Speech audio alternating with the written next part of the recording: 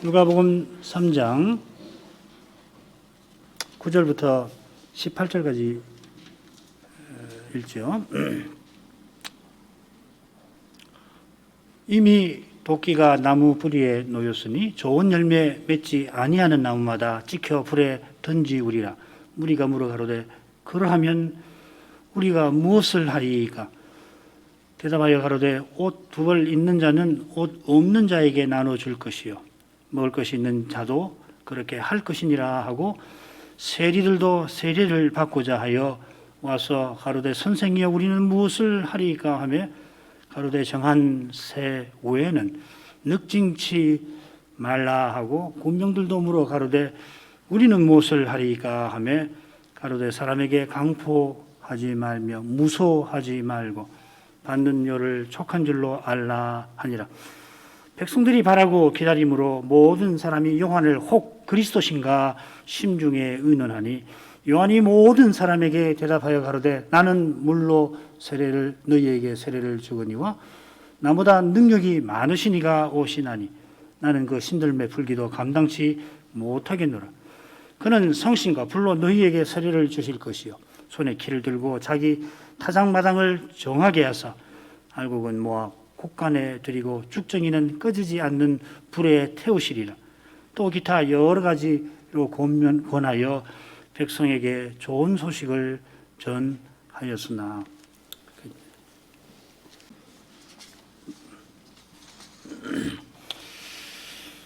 빈들에 있던 요한에게 하나님의 말씀이 임하자 옛적에 하신 그 말씀이 실로 놀라웠게 이루어집니다. 옛적에 이사야의 예언을 직접 들었던 이들은 이스라엘이 바벨론 포로에서 돌아오게 하시는구나 무엇보다 그렇게 생각했을 테지만은 요한은 만민이 죄의 포로 상태에서 하나님께로 돌아오게 할 메시아를 전하였습니다. 사실 요한 자신도 그 일을 다 알지는 못합니다. 다 알 수가 없습니다. 오직 하나님이 다 아시고 친히 다 이루십니다.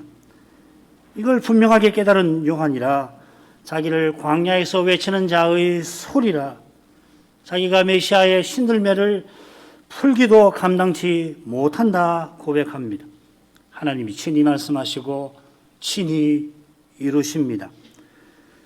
10절부터 14절로 나가겠습니다. 무리가 물어 가로되 그러하면 우리가 무엇을 하리이까? 대답하여 가로되 옷 두 벌 있는 자는 옷 없는 자에게 나눠줄 것이요 먹을 것이 있는 자도 그렇게 할 것이니라 하고 세리들도 세례를 받고자 하여 와서 가로되 선생이 우리는 무엇을 하리이까 하며 가로되 정한 새 외에는 늑징치 말라 하고 군병들도 물어 가로되 우리는 무엇을 하리이까 하며 가로되 사람에게 강포하지 말며 무소하지 말고 받은 요를 족한 줄로 알라 하니라. 무리가 그러하면 한 건 바로 앞에서 요한이 심판을 경고한 것을 가리키겠죠. 요한이 바리새인과 사두개인들을 독사의 자식이라 하면서 장차 올 심판을 경고했는데 진노를 경고했는데 이 진노는 게다가 다급합니다. 이미 도끼가 나무 뿌리에 놓였다. 요한은 이 대목에서 임이라는 말을 강조하면서 도끼도 나무 뿌리에 놓여 있다 합니다. 말라기를 비롯해서 선지자들이 예언하기를 장차 메시아가 오면은 그날에 하나님이 두려운 심판을 온 땅에 내리실 것이라 하였습니다. 말라기 3장 2절을 읽을 수 있겠습니다. 그 임하는 날을 메시아가 임하는 날이죠. 누가 능히 당하며 그에 나타나는 때에 누가 능히 서리요 그 심판을 견딜 수 없다 하는 예언이죠. 그처럼 요한이 백성의 지도자인 바리새인과 사두개인을 향하여 독사의 자식들이라 부를 만큼 우리 주님도 거듭 그렇게 말씀하실 만큼 이스라엘의 현실은 심판을 피할 수 없는 그런 상태입니다. 사두개파의 수장인 대제사장들의 부패는 그 한 가지만 놓고 보더라도 그런데 하나님의 역사에서 이 성전의 역사에서 이보다도 성전이 더 더럽혀질 수 있을까 하던 그 마카비 시대 안티오쿠스 에피파네스가 그렇게 얘기해. 수리아의 왕인 안티오쿠스 에피파네스가 성전을 얼마나 더럽혔는지 아시죠? 주전 165년입니다. 심지어는 돼지, 그 가정한 짐승의 피를 이 제단에 뿌리는 그런 못된 짓을 했는데, 그때 대제사장들이 얼마나 부패했는지 모릅니다. 예수님 시대하고 똑같이 매간매직을 했습니다. 그러나 그 시대보다 지금 대제사장들이 더하면 더했지 덜하지 않습니다. 그처럼 바리새인들도 교인 하나를 얻으면 자기보다 배나 지옥 자식이 되게 하였습니다. 이 얼마나 충격적인 말입니까?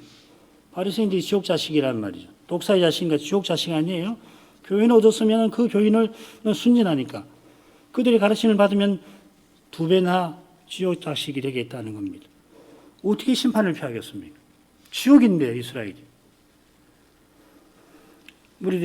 우리가 무엇을 하리까 질문한 데서 요한도로 심판의 말씀을 전하게 하신 그 뜻이 잘 드러납니다. 바로 이 질문은 오순절에 사도들의 전도를 들은 유대인들의 질문과 똑같습니다.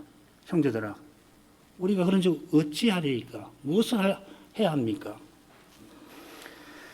주님의 성신 세례가 있던 그날처럼 요한의 물 세례가 있던 날에 백성이 돌이킵니다. 이들은 독사의 자식들이라 무섭게 경고하는 그 요한의 말씀에 겸손해집니다. 정작 그 말씀을 들어야 할 이들은, 독사의 자식들은 귀를 닫아버리고 얼른 봐서는 별 상관없는 것 같은 이들이 귀를 기울였습니다. 이스라엘이 포로 잡혀가던 그때도 마찬가지였습니다. 이스라엘이 심판에 망한다 선지자들이 경고할 때 언약을 줬던 이들은 그 징계의 말씀에서 나라의 죄를 자신의 죄로 알고 겸손히 하나님의 징계를 받았습니다. 이처럼 회개하는 그들을 통하여서 하나님의 언약이 신비하게 이루어져 갔던 것을 아실 것입니다. 요한은 겸손히 묻는 이들에게 옷 2벌 있는 자는 옷 없는 자에게 나눠주고 음식도 그렇게 하라 대답합니다. 우리 주님도 너희 목숨을 위하여 무엇을 먹을까, 몸을 위하여 무엇을 입을까 염려하지 말아라 하시고서 오직 너희는 그의 나라를 구하라. 그리하면 이 모든 것을 너희에게 더하시리라 말씀하실 것입니다.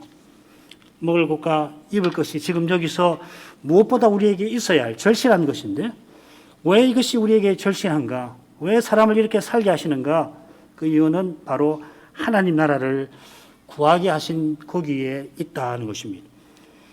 하늘아버지께서 이런 것들이 우리에게 있어야 할 것을 다 아십니다. 일일이 구하지 않아도 하나님은 주십니다.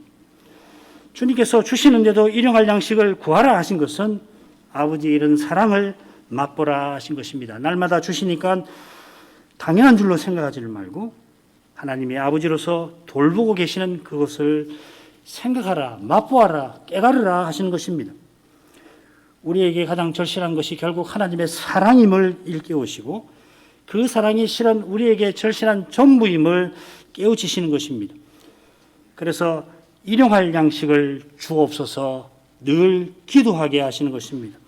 하나님께 말씀을 듣고 하나님께 말씀을 드리는 이 언약의 교제가 없으면은 세상 백성처럼 뭘 먹을까, 뭘 마실까 염려하며 하나님 나라 대신에 먹을 것과 마실 것을 추구하게 되는 겁니다. 세상 행복을 추구하는 것입니다. 세상 백성이야 그것이 세상 행복이 전부이니까 그렇더라도 언약 백성이 세상과 그 행복을 뒤쫓으면 실로 불쌍합니다. 더욱이 하나님 나라를 입으로 말하면서 세상을 좇는 일이 얼마든지 생기는데 실로 두려운 일입니다. 요한이 옷 2벌 있는 자는 없는 자에게, 여기 옷은 속옷입니다, 한 벌을 나눠줘라 한 것은 주께서 주신 그것으로 함께 하나님 나라를 추구하라 하는 뜻이겠죠. 누가복음에는 세례자 요한이 하나님 나라를 전했다, 천국을 전했다는 표 구절이 나오지를 않습니다만은 결국 그가 회개의 세례를 전한 것은, 이러한 말씀을 베푼 것은 하나님 나라를 구하라 교훈한 것이겠죠. 무리 중에 세리들도 세례 받으러 왔다가 똑같이 묻습니다. 선생님, 우리는 무엇을 하리까? 우리 주님도 여러 번 선생님이라 불리셨는데 지금 백성이 깊은 존경심을 담아서 요한을 선생님이라 불렀습니다. 무리 중에 세리들이 누구보다도 스스로 독사의 자식이라 생각했을지 모릅니다. 백성들도 요한이 독사의 자식이라는 말을 쓸 때에 저기 있는 세리를 가리키는 거 아닐까 그렇게 짐작했을지도 모릅니다. 그만큼 세리는 제국의 앞잡이가 되어서 백성의 고혈을 기름과 피를 짜내는 악한 사람들이었습니다. 누가복음 5장 30절을 보면 바리새인들이 너희가 어찌하여 세리와 죄인과 함께 먹고 마시느냐.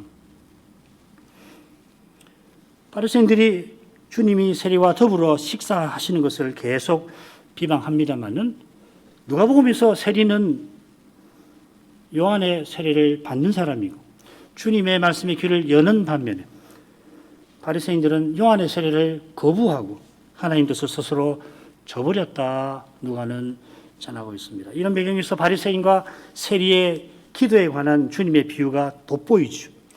바리새인은 회개할 것 없는 의인이라 자랑하며 기도했지만 기도 아니죠. 자기 선전이죠.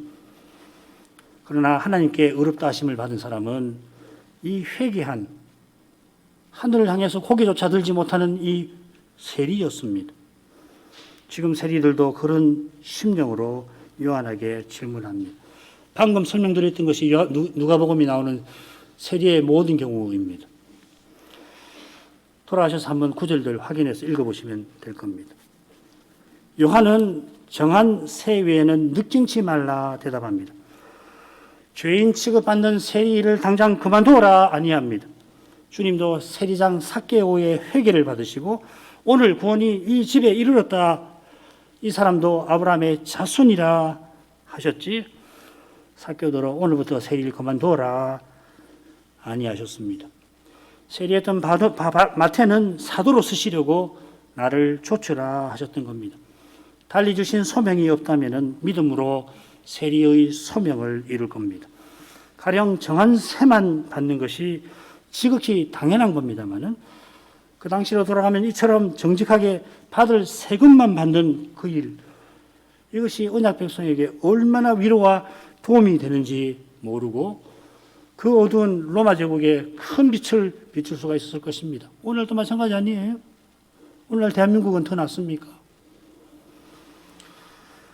결국 돈의 유혹인데 이 돈의 유혹을 참으로 이기는 길은 하나님의 입에서 나오는 모든 말씀으로 산다 하는 이 믿음이고요.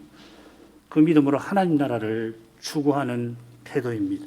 이것이 요한의 대답에 담긴 교훈입니다. 그러자 군병들도 묻습니다. 이 군병들은 로마 사람이 아니라 유대인 군병인데요. 어쩌면은 지금 세리와 함께 와서 세리를 보호하고 돕는 군인일 가능성이 높습니다.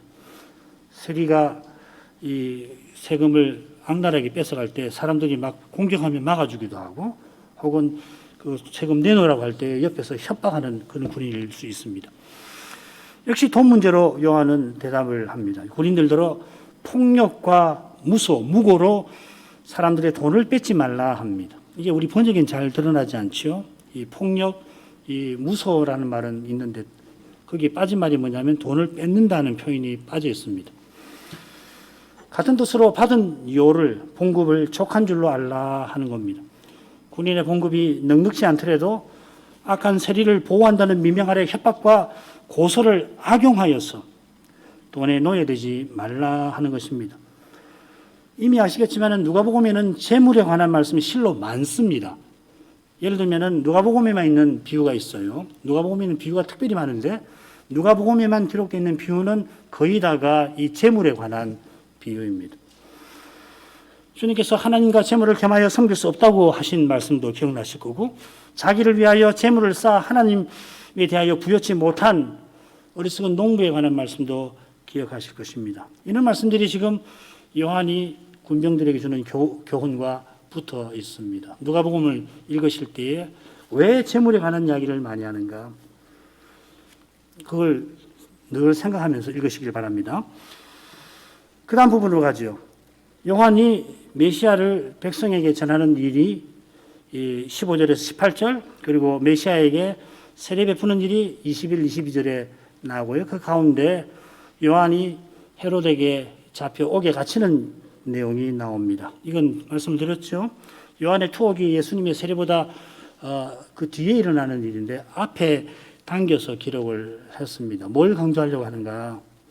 다음 시간에 공부할 주제와도 연결이 되어 있습니다. 메시아의 가르치심이 어떻게 시작됐나?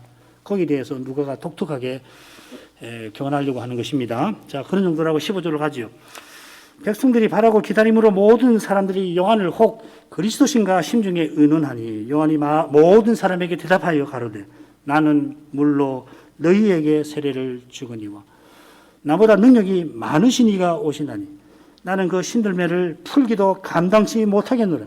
그는 성신과 불로 너희에게 세례를 주실 것이요 손에 키를 들고 자기 타작마당을 정하게 하사 알곡을 모아 곡간에 들이고 쭉정이는 꺼지지 않는 불에 태우시리라. 또 기타 여러 가지로 권하여 백성에게 좋은 소식을 전하였으나 백성들이 바라고 기다렸다. 누군가 그리스도다 하는 거 문맥에서 능히 짐작하실 수 있으실 겁니다. 그리고 이 기다린다는 이 표현을 이 세례 요한이 똑같은 뜻으로 썼습니다. 누가복음 7장 19절 우리가 다른 일을 기다리오리까. 그러니까 기다리는 이는 메시아죠. 세례 요한이 얼마나 그리스도를 기다리는지 우리는 압니다. 우리가 기다렸다 한 데서 알 수 있듯이 선자인 요한이 선자들처럼 그리고 이 요한의 말씀을 듣고 있는 이들과 함께 메시아를 기다렸습니다. 요한의 제자들이 상당히 많죠. 이미 오셨고 온 줄로 온 것을 누구보다 요한은 잘 압니다마는 그런 요한이 이렇게 질문할 다른 일을 기다리오리까 질문할 만큼 메시아는 소망 자체이십니다. 우리가 바라고 기다릴 그분이십니다.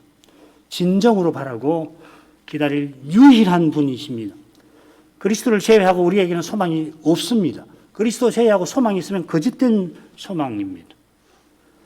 주님께서 유일한 소망 그리고 모든 소망이십니다. 오직 그리스도, 전부 그리스도와 같은 것이에요. 우리가 믿음으로 구원받는다 고백하듯이 바울은 소망으로 구원받는다 합니다. 믿음이 바라는 것의 실상이라 영광의 소망이신 그리스도는 믿는 우리와 이미 함께 하십니다. 영광의 소망인데 장차 우리가 그리스도와 같아지게 될 것인데 그분이 이미 믿음으로 우리와 함께 우리 가운데 계십니다. 여기 우리의 기다림의 신비가 놓여 있습니다.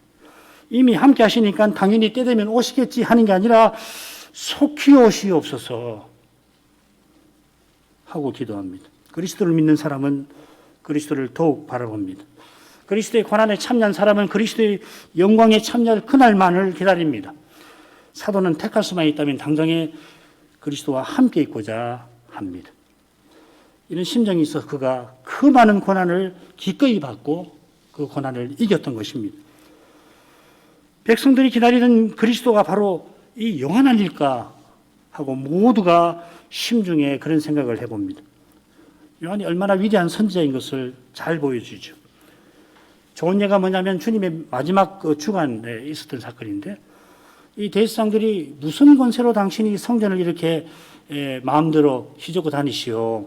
그렇게 질문을 하잖아요. 원수들이 까다로운 질문을 하는 겁니다. 잘못하면은 주님을 그걸 기회로 넘어뜨리려고. 그때 주님께서 뭐라고 그러냐면은 그러면 세례 요한의 세례가 어디서 왔는지 답하라. 하늘에서냐 사람에게서로냐. 그랬더니 모든 사람이 요한을 여전히 선자로 여김으로 죽은 지 얼마 됐잖아요. 꽤 됐잖아요. 그래서 공회가 백성이 두려워서 더 이상 주님을 추궁하지 않게 되죠. 주님보다 6개월 먼저 태어나서 주님만큼 짧은 기간에 백성들 가운데서 활동하였지만은 모든 백성의 지지와 존경을 받았습니다. 주님 십자가 전에 보면은 이 요한의 영향력이라고 하는 것은 괄목할 정도입니다. 구약 시대에 이런 선지자가 있었을까? 그 짧은 기간에 그만큼 관심과 주목을 받았습니다. 가령 그의 세례가 구속 역사에서 유례가 없는 그런 것이죠.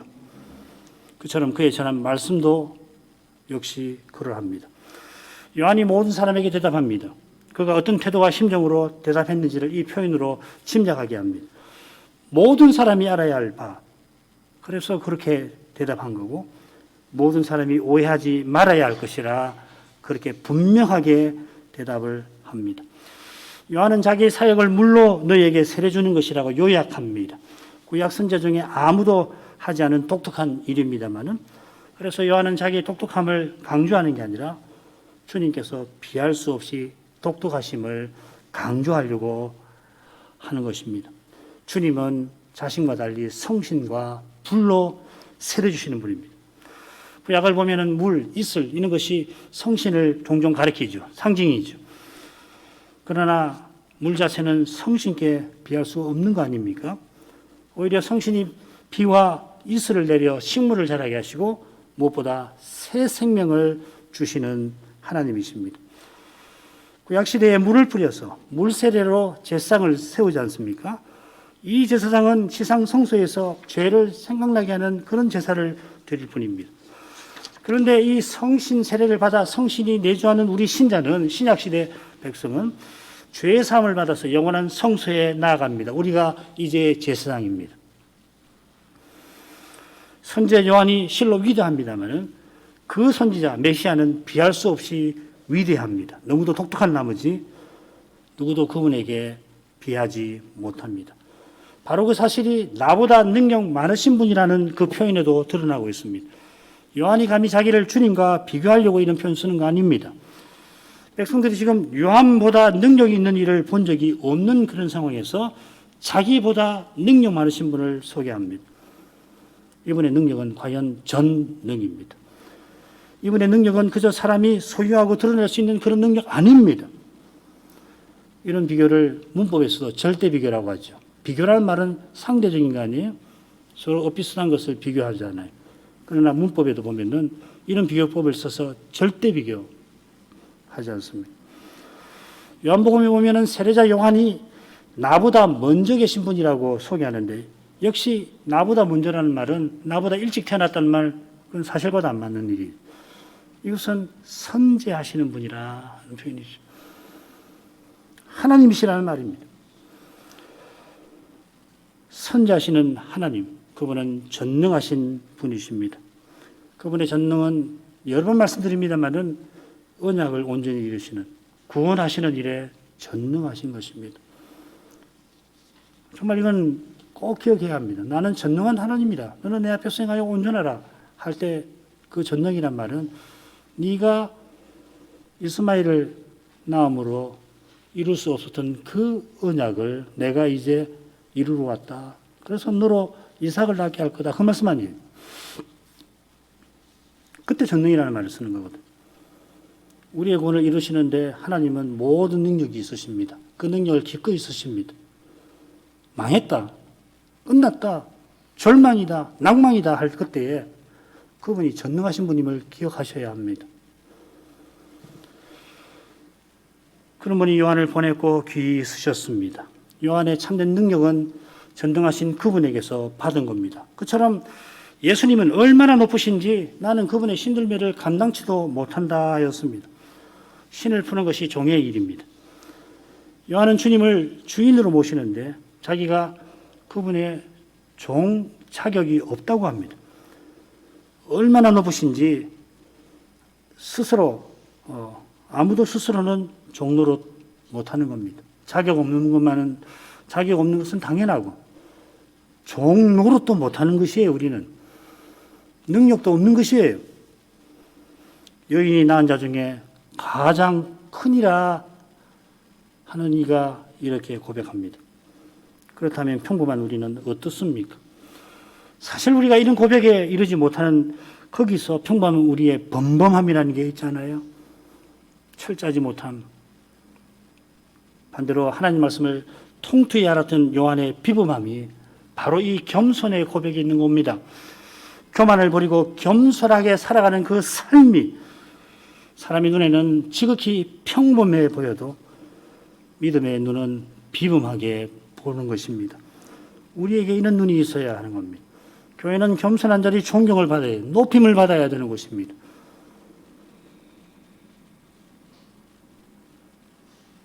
요한조차 섬기기 힘든 주님이 종이 되신 거기에 참된 겸손이 있듯이 그 주님을 본받는 데서만 우리가 참으로 겸손해지는 겁니다. 자, 그런데 그렇게 높으신 주님을 신을 신는 분이라고 소개를 하고 있습니다. 이거 예수님이 하나님이신데 사람처럼 우리처럼 신을 신으십니다. 이는 물론 요한이 주님의 길을 예비하는 것과 붙어 있죠. 요한도로 예비하게 하신 그것도 놀라운 점입니다만은 그가 예비하신 길을 걸으시는데 사람처럼 신을 신고 걸으십니다. 하나님이 굳이 그 길을 딛고 걸으실 필요가 없습니다. 특별히 이 신발이라고 하는 건 이 부정 개념하고 있잖아요. 그래서 하나님께서 그 호렙산에서 모세가 다가올 때 네 발에서 신을 벗으라 하시잖아요. 거룩한 곳이니까 그 신에 묻은 먼지를 갖고 오면 안 된다 하시는 거거든요. 하나님이 굳이 그 길을 딛고 걸으실 필요 없습니다. 영광구름으로 그 위를 지나가셔도 좋습니다. 영광구름이 굳이 지성소 안으로 몰려 들어갔듯이 영광구름이 왜 지성소 안으로 들어가야 합니까? 그래서 들어가셨거든요. 자기 백성과 함께 하시기 위해서. 예수님은 구원의 길을 걷기 위하여 사람이 되신 것입니다. 하나님께서 우리와 함께 하시려고 친히 사람이 되셨습니다. 성육신이 신비인데 사랑의 신비라 할 겁니다. 성도의 교제로서 교회가 이 사랑의 신비가 드러나는 현장입니다. 이어야 합니다. 교회를 성전이라 하는데 그리스도 안에서 성전입니다. 물로 세례주는 요한은 예수님을 성신과 불로 세례주시는 분이라 소개합니다. 과연 오순절에 성신께서 임하실 때 불의 혀 같은 것이 제자들 머리 위에 나타났습니다. 부활하신 주님께서 성신 세례를 주신 것입니다. 그 뜻이 무엇인지 사도들이 이후에 온 천하에 나가서 그리스도의 교회를 세우신 바로 거기에 있습니다. 이 교회를 가리켜서 바울 사도는 그리스도의 몸과 지체라고 불렀습니다. 마찬가지로 사도는 부활하신 그리스도가 성신을 베푸셨는데 성신으로 세례 베푸셨는데 그 성신을 그리스도의 영이라 부릅니다. 교회와 신자 안에 계시는 성신께서 그리스도의 영이시라 우리가 그리스도의 몸과 지체로 서나가게 하시는 것입니다. 그리스도를 능히 드러내게 하시는 것입니다. 그처럼 성신은 장차 우리를 그리스도와 같아지게 하실 겁니다. 그리스도를 드러내는 거기에 우리의 구원이 있습니다. 우리가 그리스도와 같아지는데 우리 구원의 완성이 있습니다. 이 위대한 구원을 위하여 하나님이신 성신께서 그리스도의 영으로서 피조물인 우리 안에 계십니다. 영원히 계십니다. 그처럼 하나님이신 성자께서 사람 되셔서 우리와 하나 되어 주십니다. 우리와 함께 심지어 하나의 새로운 사람에 속해 주십니다. 이런 것은 위대한 선지자 요한도 다 알지를 못했을 겁니다.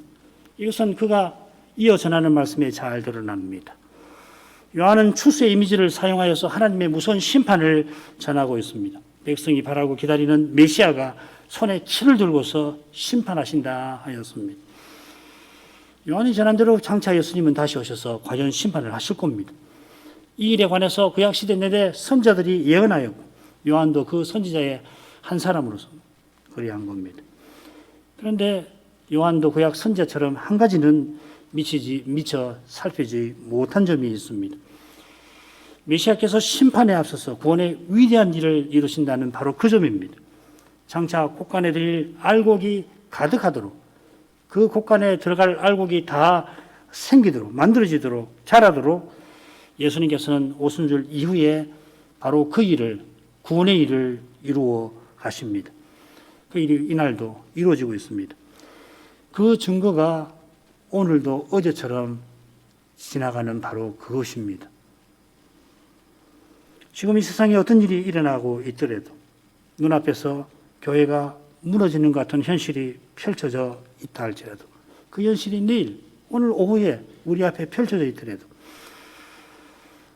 주님은 주님의 교회를 모으고 계십니다. 성신과 말씀으로 불러 모으시고 인도하십니다. 주님께로 자라게 하십니다. 그 인도가 끝나는 날에 주님은 마침내 심판하러 임하실 것입니다. 그 과정이 너무 신비하니까 다 헤아리지 못합니다. 요한이 선지자보다 나아도 다 헤아리지 못합니다. 요한의 전한 말씀이 아주 짧게 성경에 나옵니다만은 18절을 보면은 그가 얼마나 풍부하게 말씀을 전했는지 짐작할 수 있습니다. 기타 여러 가지로 권했다 하였습니다. 이 말은 뭐냐면 지금 누가가 기록한 그 교훈을 다른 많은 방식으로 전했다는 말입니다. 여러 가지는 말은 많다라고 뜻이라고 그랬죠. 다른 많은 방식으로 전했습니다. 요한이 지금 전한 것과 다른 많은 것을 전했다기보다는 지금 기록된 그 전한 교훈을 다른 많은 내용으로 또 전했다 하는 말이죠. 예수님의 행적 가운데 일부만 사도 요한이 요한복음에 기록한 것처럼 누가 선생도 세례 요한의 교훈을 핵심만 기록한 것입니다. 당연하지요. 요한이 메시아의 교훈을 전할 때 권하였다 하는 표현을 씁니다. 이 권했다는 표현이 보혜사하고 붙어 있는 겁니다. 예수님께서 성신으로 세례 주시는 분임을 전할 때에 요한은 백성이 회개하도록 권하였습니다. 같은 태도로 곧 닥칠 심판을 경고하였습니다. 그런 점에서 그가 좋은 소식을 전했다고 누가가 설명합니다. 이 좋은 소식 전한다 하는 표현에서 복음이라는 말이 나오죠. 그래 누가복음 4장 43절에서는 이 표현을 복음을 전한다 이렇게 번역을 합니다. 좋은 소식, 복음 전한다 이렇게 그죠? 그래서 누가복음에 여러 군데 이 말을 복음을 전함이라고 이렇게 새깁니다.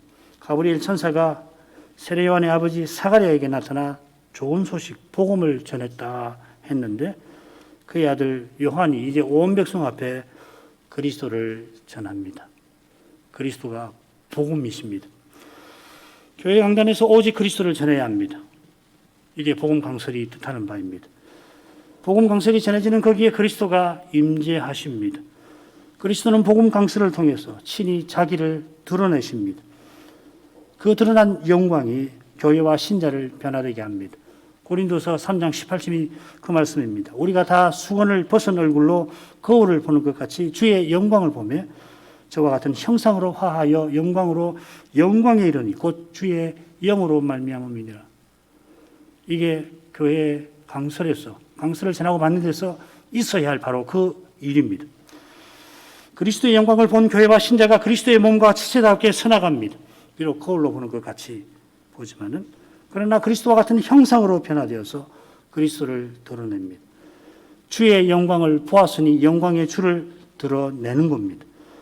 이것이 영광으로 영광에 이른다 하는 뜻입니다. 주일 예배에서 이런 일이 반드시 있어야 합니다. 이것이 그리스도 교회에서 가장 중요한 일입니다. 그리스도를 참되게 믿는 신자마다 이 일을 가장 중요하게 생각할 것입니다. 주님이 그리 생각하시니 우리도 그리 생각하는 것입니다. 기도하겠습니다.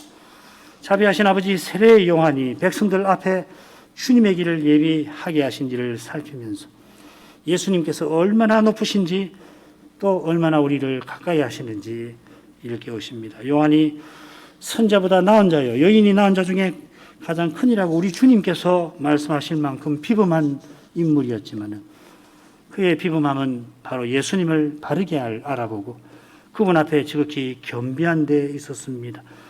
그가 예수님을 알아본 것이나 그분 앞에 섬긴 것이 말씀을 깨달은 데 있습니다. 그가 받아 전한 복음이 복된 말씀이 복된 소식입니다. 이 소식이 복된 것이 심판을 경고했을지라도 복된 것이 바로 그가 전한 그리스도께 있습니다. 오직 그리스도를 믿고 그리스도를 전부로 삼는 거기에 참된 복이 있음을 고백합니다. 이게 영원한 복입니다. 누구든지 이 복음을 듣고 돌이켜 하나님께 나아갈 것입니다. 이 위대한 일을 부활하신 그리스도가 사도와 교회를 통하여 이루어 오셨습니다. 누구든지 겸손히 복음을 듣고 참되게 그리스도를 믿는 자마다 영원한 생명을 누리게 하십니다. 하나님이 얼마든지 부르시는 사람마다 이 생명을 누리되 그리스도의 몸과 지체로서 누리게 하십니다. 바로 여기에 하나님이 영원한 전에 정하신 그 뜻의 내용이 있는 줄 압니다. 저희가 이 뜻을 이루시는 데에 꼭 쓰임받게 하시옵소서. 예수님 이름으로 기도합니다. 아멘.